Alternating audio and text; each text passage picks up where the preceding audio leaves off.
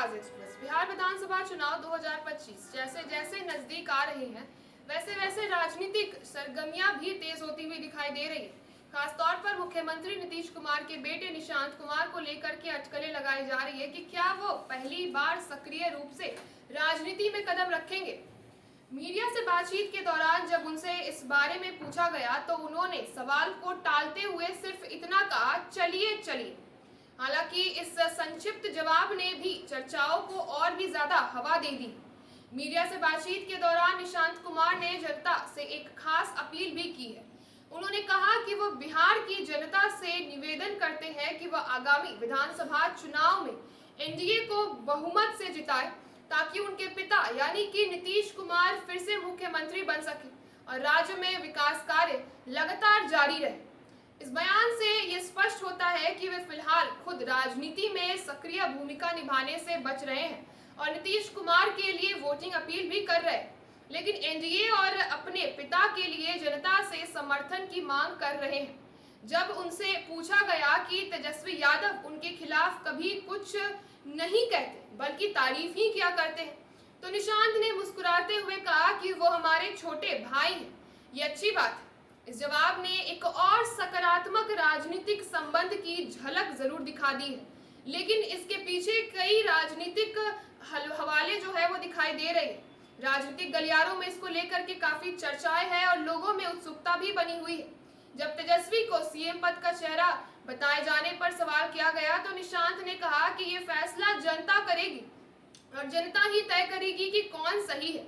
इसके बाद जब पत्रकारों ने उनसे पूछा कि क्या भविष्य में तेजस्वी और निशांत एक साथ काम कर सकते हैं, तो निशांत इस सवाल को भी मुस्कुरा करके टाल गए।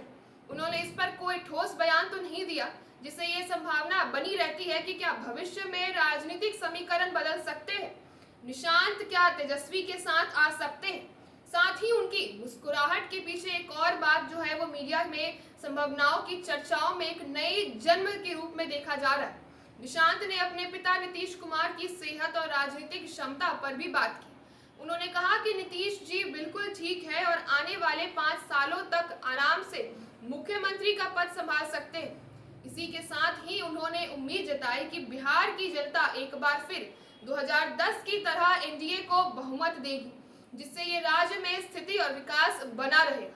2020 विधानसभा चुनाव में जेडीयू के प्रदर्शन पर निशांत कुमार ने थोड़ी निराशा जरूर जताई थी। उन्होंने कहा कि उस समय पार्टी को केवल 43 सीटें मिली थी, जो संतोषजनक नहीं था, लेकिन इस बार वे जनता से बेहतर समर्थन की उम्मीद कर रहे हैं। उन्होंने पार्टी कार्यकर्ताओं से भी कहा कि वे जनता को नीतीश कुमार के 20 सालों के कामों के बारे में विस्तार से बताएं, खास करके 2005 में बिहार की हालत क्या थी और आज कितना सुधार हुआ है, इस बारे में विस्तार से चर्चा की जाए।